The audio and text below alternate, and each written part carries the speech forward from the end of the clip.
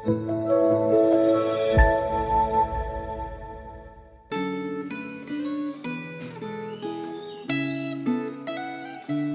saudara, mari kita sama-sama berdoa.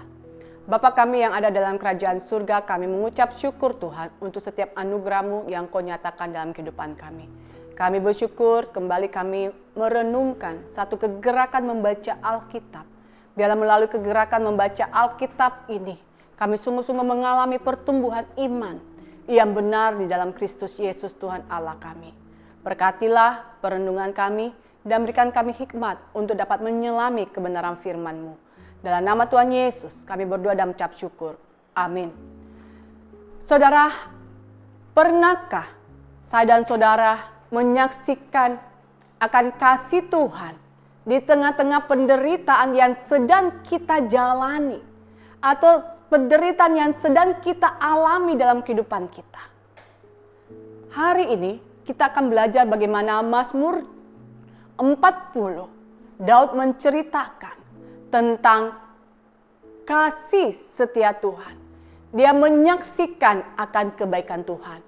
Mari kita buka Mazmur 40 ayat pertama sampai dengan yang keempat. Demikianlah bunyi firman Tuhan. Untuk pemimpin biduan Mazmur Daud, aku menanti-nantikan Tuhan, lalu ia menyenggut kepadaku dan mendengar teriakku minta tolong. Ia mengangkat aku dari lubang kebinasaan, dari lumpur rawa. Ia menempatkan kakiku di atas bukit batu, menetapkan langkahku. Ia memberikan nyanyian baru dalam mulutku untuk memuji Allah kita. Dan banyak orang akan melihat dan menjadi takut lalu percaya kepada Tuhan.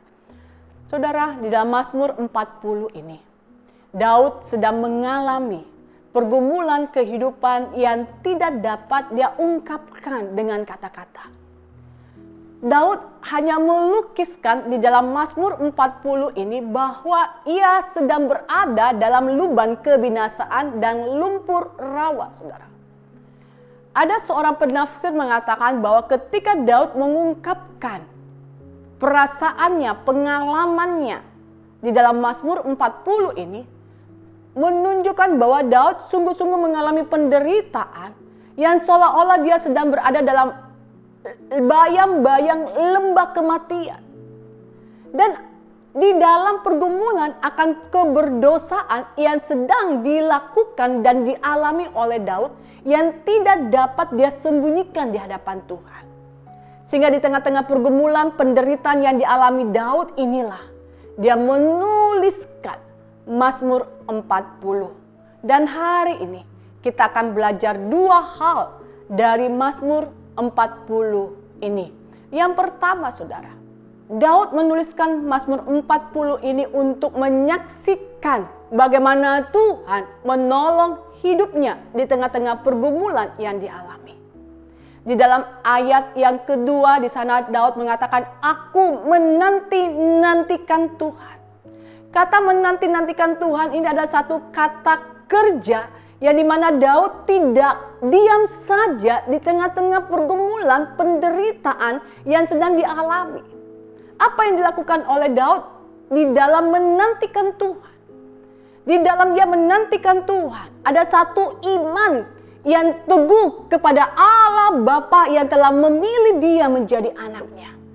Daud di tengah-tengah pergumulannya, dia berseru kepada Allah, dia berteriak minta tolong kepada Allah. Dan ketika Daud meminta tolong kepada Allah, Allah datang menjenggut Daud. Itulah yang dikatakan, yang dilukiskan oleh Daud di dalam Mazmur 40 ayat 2b sampai dengan ayat yang keempat ini. Tuhan bukan hanya datang dan mendengarkan seruan Daud untuk minta tolong kepada dia. Tapi Allah juga datang untuk mengangkat Daud dari lubang kebinasaan, dari lumpur rawa itu. Daud yang kehilangan pengharapan, Daud yang mengalami ketidakpuasan, Daud yang mengalami keterbuangan pada saat itu. Allah hadir untuk menenangkan jiwa Daud. Dia mengangkat Daud, memberikan pengharapan. Dia menetapkan langkah-langkah Daud di tengah-tengah pergumulan yang dia hadapi. Sehingga ketika dia mengalami Tuhan di dalam penantiannya, hati Daud penuh dengan pujian. Dia menaikkan pujian syukurnya di hadapan Tuhan. Sehingga melalui kesaksian Daud, ada satu pengharapan bahwa orang-orang akan melihat dan menjadi takut, lalu percaya kepada Allah. Itulah kesaksian Daud di tengah-tengah pengumulan yang dia alami, saudara. Yang kedua, apa yang Daud mau saksikan di tengah-tengah pergumulan yang dia alami selain pertolongan Tuhan? Daud ingin menunjukkan akan kasih setia Tuhan, akan rencana keselamatan yang Tuhan berikan kepada Daud. Dan dalam rencana keselamatan yang dialami oleh Daud di dalam Bapa, itu menunjukkan satu penggenapan janji keselamatan Allah kepada umatnya melalui Yesus Kristus sejak di Taman Eden ketika manusia jatuh dalam dosa. Di dalam ayat yang ke-7 dan ke-11 di sana sungguh jelas bagaimana keselamatan yang dikerjakan oleh Allah di dalam Kristus Yesus. Ayat yang ke-11, saudara. Engkau juga